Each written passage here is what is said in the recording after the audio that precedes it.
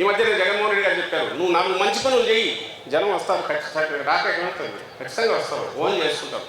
నువ్వు చేసిన మంచి పనులకే కదా ఓడిపోయింది. ఇక్కడ ఎవరు చేయలేదు, పైనుంచి కింది వరకు ఒక్కటే జగన్మోహన్ రెడ్డి గారు, మీరు కార్యకర్తలు, గ్రౌండ్ లెవెల్లో కార్యకర్తలు, మాతో సహా అందరం కార్యకర్తలమే. ఎవరు ఇక్కడ నాయకులు లేరు వైఎస్ఆర్సీపీలో. ఓడిపోయినాక బాగా బుద్ధి వచ్చినట్లుంది మీకు.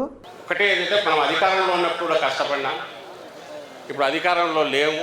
ఆ రోజు అధికారంలో ఉన్నట్టు ఎవరికి ఉందని నేను అనుకోను. మనం అధికారంలో ఉన్నప్పుడు కూడా లేనట్టే ఉండింది.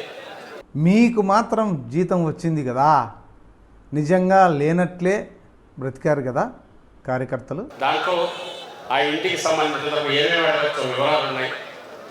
దానికి సంబంధించినంత వరకు మన దగ్గర ఉన్న ఆధారాలు మనం పెట్టాము. ఎక్కడికెక్కడ మీకు అందుబాటులోకి వస్తే మీరు కూడా వాటిని చూపించవచ్చు. వైసీపీని నమ్ముకొని అప్పులు చేసిన వాళ్ళు పత్రాలు చూపించాలనా? ఇంకా మనమే ప్రభుత్వంలో ఉన్నామేమని డౌట్ వస్తుంది అది వింటుంటే. వస్తుంది, ఎందుకు రాదు? ఆయన వెంబడి ఉండే లక్షలాది కార్యకర్తలను జైళ్లు పట్టవు, లేకపోతే అందరినీ పెట్టాలని ఆయన కోరిక. మొత్తం అందరినీ ఏమో కానీ నిన్ను మాత్రం ఖచ్చితంగా పెడతారు జైల్లో. చట్టాలన్నీ కూడా మొత్తం భ్రష్టు పెట్టించి అడ్డగోలు పాలన సాగిస్తున్నాడు. మనం చేసింది కూడా అదే కదా. బహుశా మనం వచ్చిన 6 నెలల్లోనే వాళ్ళందరినీ పెట్టేసిండొచ్చు. అఫ్కోర్స్ రేపు వచ్చినాక అదే మనం చేయాలి, తప్పదు. చేయకుండా అయితే ఉండగలిగే పరిస్థితి లేదు.